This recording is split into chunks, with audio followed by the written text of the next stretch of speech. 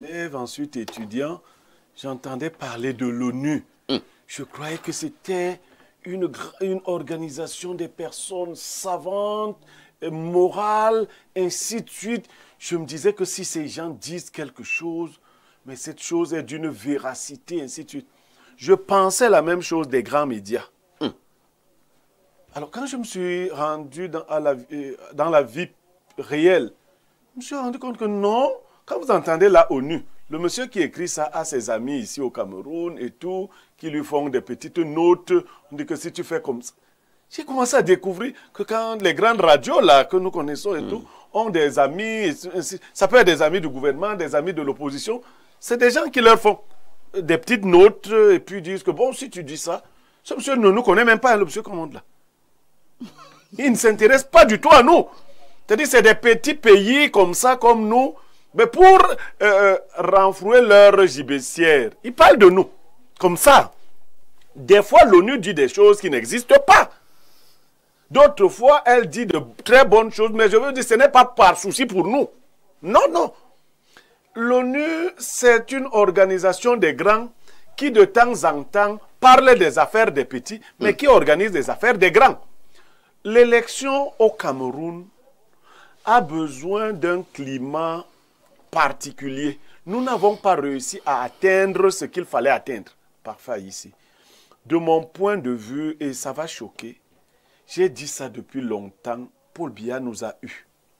À quel niveau? Oui, il nous a eus. Paul Biya s'est arrangé depuis longtemps à se fabriquer une opposition de convenance. Je vous prends un exemple clair. Quand le président de l'UNDP a démissionné, avant lui, Issa Tiroma Bakari, j'ai observé cette affaire, je me suis dit, est-ce que ces gens ont vraiment démissionné pour combattre Paul Biya? J'ai commencé à les étudier, et j'ai pris le soin d'étudier le parcours de chacun d'entre eux. Je ne me rappelle pas une seule fois dans le parcours politique de Bello Bouba depuis 1990, une seule fois où il s'est mis du côté de l'opposition et a trahi Paul Biya. Allez vérifier. Je dis, au niveau de toutes les grandes échéances.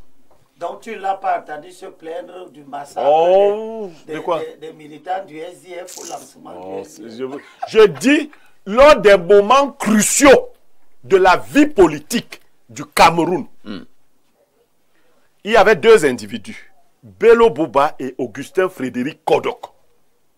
Deux individus qui auraient pu faire tomber Biya. En 92. Je dis, toute leur vie politique durant.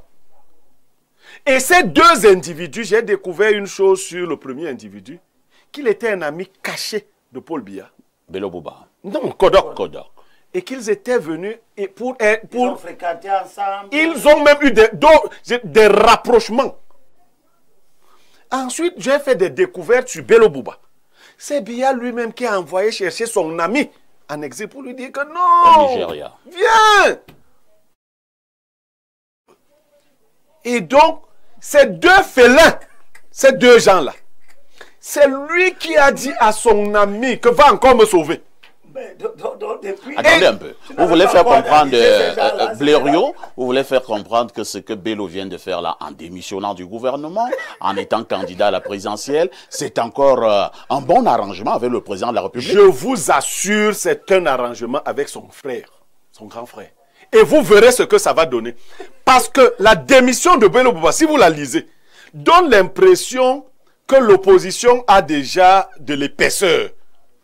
Mais observez bien, si donc la démission de Bello Bouba, parce que celui qui dérangeait, on l'a mis de côté, Bello Bouba donne donc de l'épaisseur à l'opposition.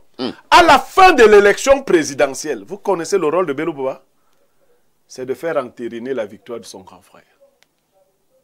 On en reparle.